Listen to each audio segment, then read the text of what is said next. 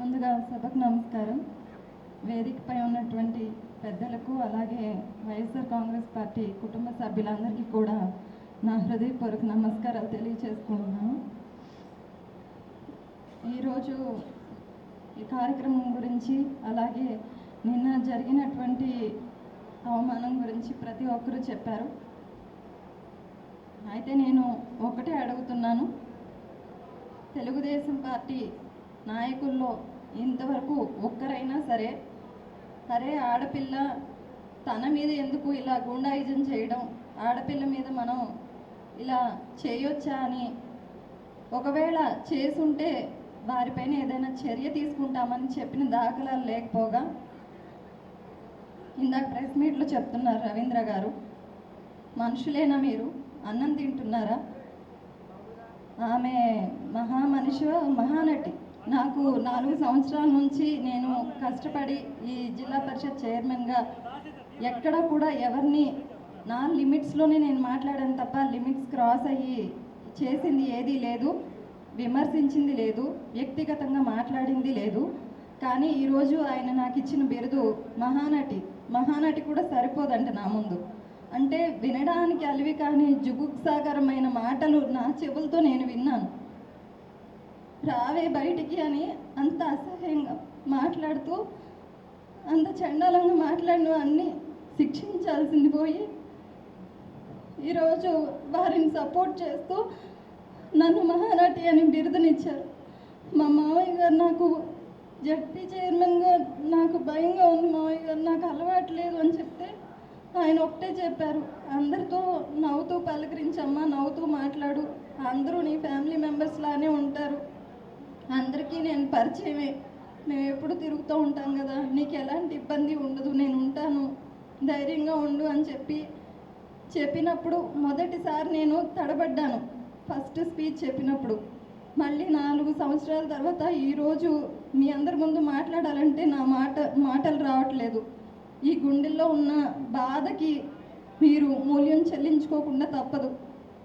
మీరు నిజంగా నాయకులైతే వ్యక్తిగతంగా నన్ను మాట్లాడినటువంటి మాటలకు మీరు తగిన చర్యలు తీసుకోగలే తప్ప ఈరోజు ఇంత అవమానకరంగా మహిళని మాట్లాడుతున్నారంటే కేవలం నాయకత్వం కోసం పాకులాడుతూ మహిళకి ఇంత అవమానాన్ని మిగులుస్తున్నారంటే అది మీకే వదిలేస్తున్నాను.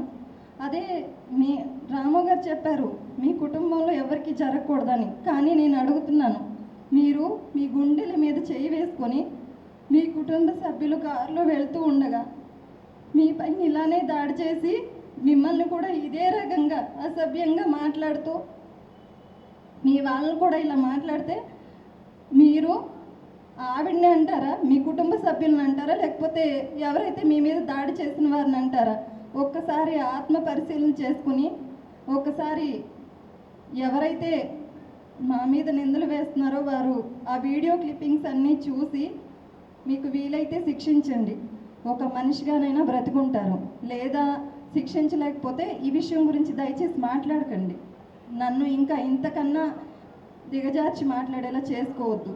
ఎందుకంటే ఈరోజు రాష్ట్రంలో నేను చాలామందికి తెలియదు, ఈ జిల్లా వరకు తెలుసు, కానీ ఈరోజు రాష్ట్రం అంతా కూడా బడుగు బలహీన వర్గాలే కాదు ప్రతి ఒక్కరూ, మహిళ కానివ్వండి, నా అన్నదమ్ములు అందరూ వచ్చి నన్ను పలకరించారు, ధైర్యం చెప్పారు.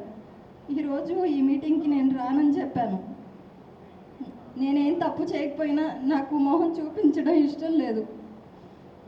ఎందుకో చాలా బాధగా నేను ఫేస్ చేయలేను, ఎవరిని తలెత్తి నేను చూడలేనేమో అంటే నాయకులందరూ నాని గారు, రాము గారు, రఘురామన్న, అలాగే వనిత గారు ప్రతి ఒక్కరు కూడా వచ్చి నువ్వు తప్పు చేయలేదమ్మా, నిన్ను అన్న వాళ్ళే సిగ్గుపడాలి అని చెప్పి ధైర్యం చెప్పారు. వారందరికీ కూడా నేను కృతజ్ఞతలు తెలియజేసుకుంటూ, దయచేసి ఈ విషయాన్ని రాజకీయంగా చూడటం కంటే ఒక మహిళకు జరిగిన అవమానంగా చూసి మీరందరూ తగిన చర్యలు తీసుకోవాలని మనస్ఫూర్తిగా కోరుకుంటూ, జగన్ గారు బీసీ మహిళనైన నాకు అవకాశం ఇచ్చారు.